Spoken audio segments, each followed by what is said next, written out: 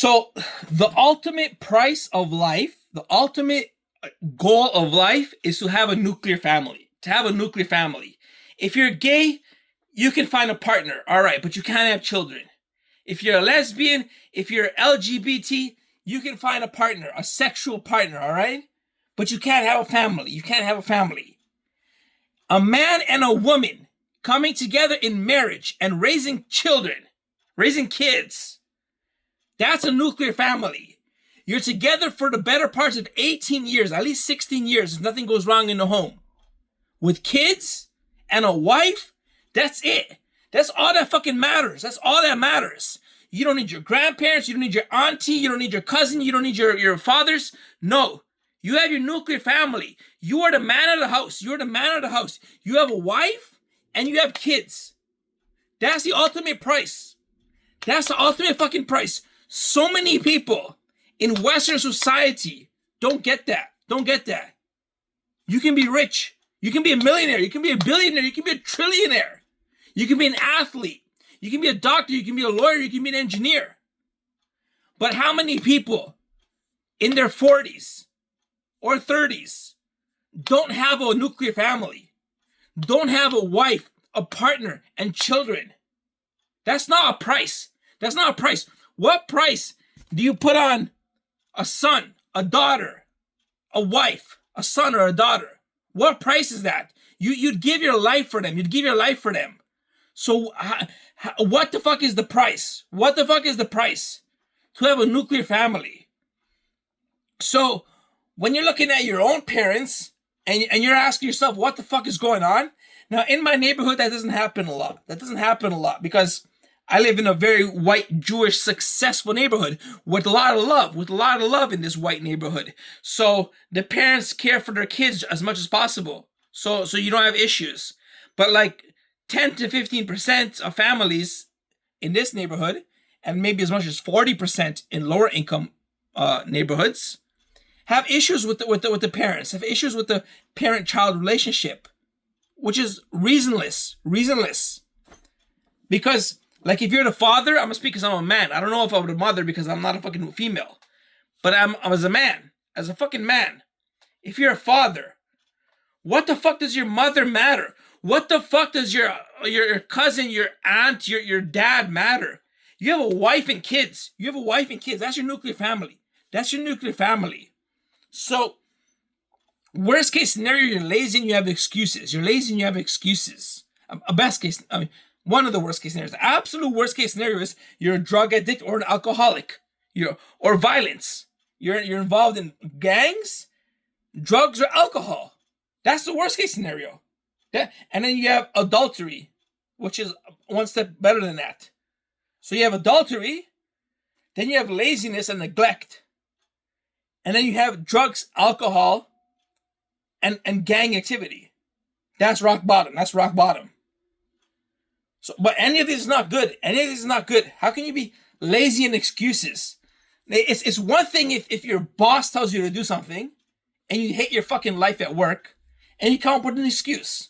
That's one thing. But if you got to do something for your son, if you got to do something for your daughter, if you want to make life easier for your wife, and you're coming up with excuses, what's going on? What the hell is happening? What the hell is happening? That's a bum. That's an asshole. That's an asshole.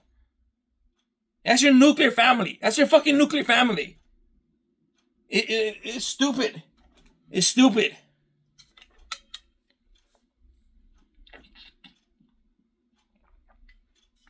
This video is titled Importance and Blessings of a Nuclear Family. Blessings of a Nuclear Family.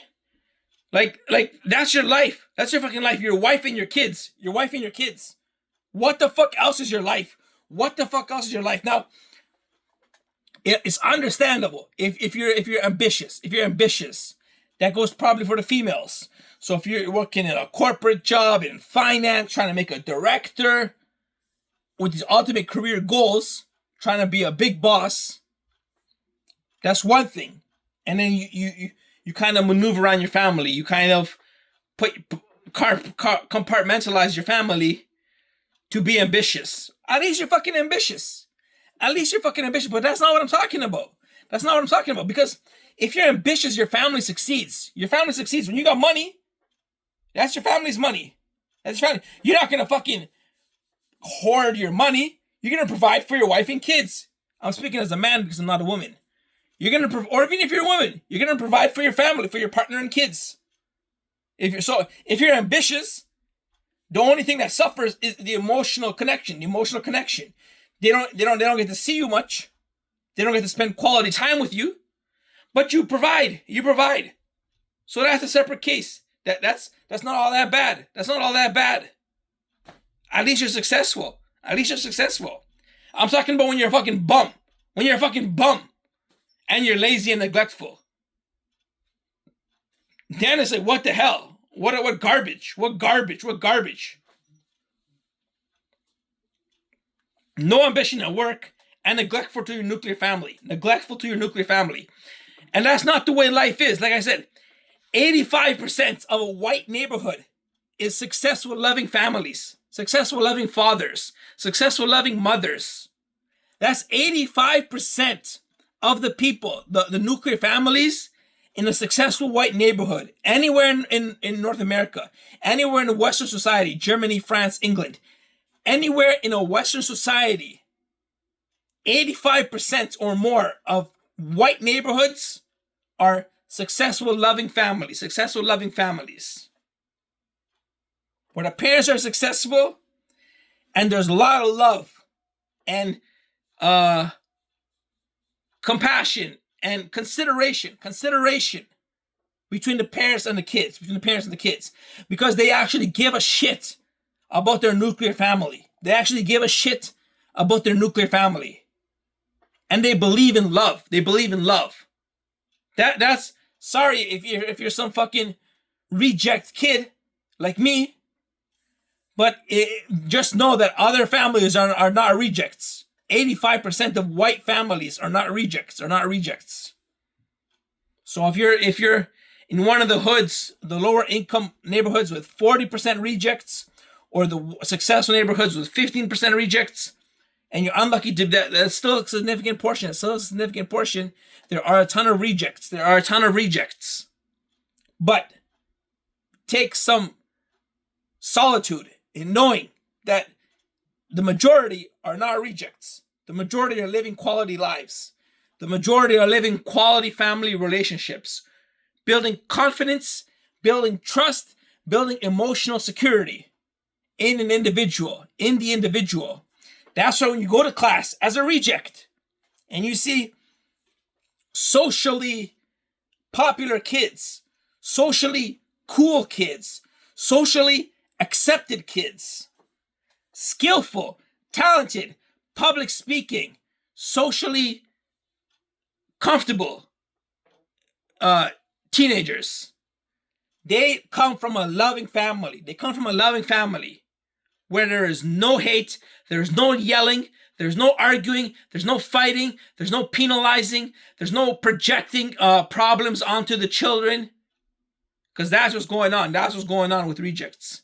The parents are projecting all their problems and issues onto the children.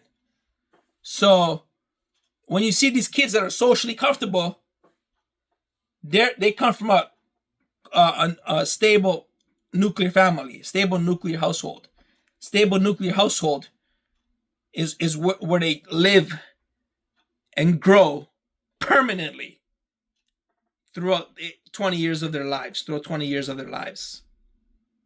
So the only solution to being a reject from one of these dysfunctional households is to wait until your 20s. Wait until your 20s and you can build a life of your own. Until then, it's just fucking surviving. Doing the best with what you have. And fucking surviving.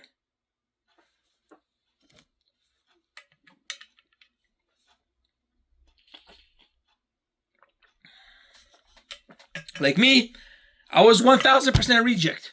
1,000%. The girls called me embarrassing. The boys called me odd. In high school, had no friends, was not popular, was never selected captains, even though I was the best on the sports team, I was never the captain. Always the alternate captain or one of the assistant players.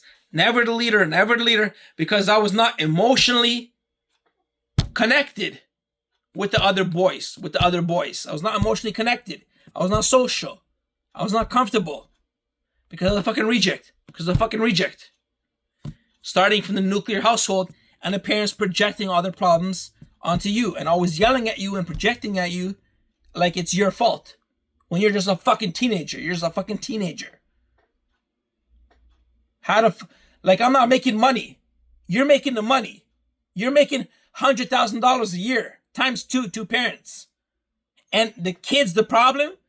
What kind of fucking problem is the kid when you're in charge of $100,000 net worth per year? What the fuck is the kid supposed to do? Do your job for you? It's horse shit. So, you just gotta fucking take all the bullshit. Understand it's 0% your fault. Nothing. It cannot be your fault. You're a teenager. You're a fucking teenager.